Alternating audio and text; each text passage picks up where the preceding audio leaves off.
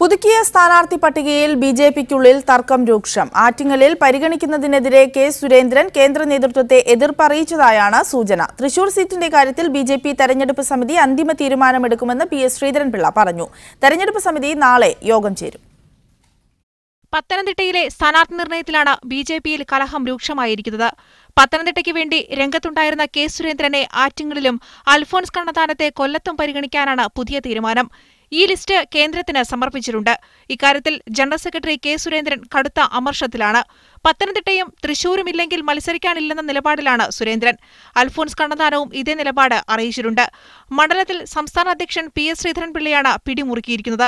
പത്തനംതിട്ടയിലെ സ്ഥാനാർത്ഥി നിർണയത്തിൽ അഭിപ്രായ വ്യത്യാസമില്ലെന്നും കേന്ദ്ര നേതൃത്വത്തിന്റെ തീരുമാനത്തിനെതിരെ ആരും പ്രതിഷേധിക്കില്ല എന്നും ശ്രീധരൻപിള്ള പറഞ്ഞു.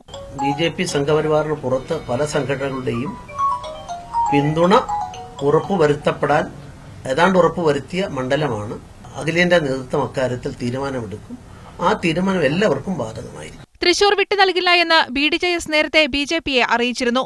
മണ്ഡലത്തിൽ തുഷാർ തന്നെ മത്സരിക്കുമെന്നാണ് വിവരം. എന്നാൽ തൃശൂരിന്റെ കാര്യത്തിൽ തുഷാർ അമിത്ഷാ കൂടിക്കാഴ്ചയ്ക്ക് ശേഷമേ തീരുമാനമുണ്ടാകൂ എന്ന് ശ്രീധരൻപിള്ള പറഞ്ഞു. BJP ദേശീയ നിർവാഹക സമിതി അംഗം PK കൃഷ്ണദാസ്, സംസ്ഥാന ജനറൽ സെക്രട്ടറിമാരായ ശോഭാ സുരേന്ദ്രൻ, MT രമേശ് എന്നിവർ സ്ഥാനാർത്ഥികളാകില്ല. അതേസമയം BJPയിലേക്ക് വരാൻ പലരും തന്നെ ബന്ധപ്പെട്ടിട്ടുണ്ട് എന്ന് ടോം വടക്കൻ പറഞ്ഞു.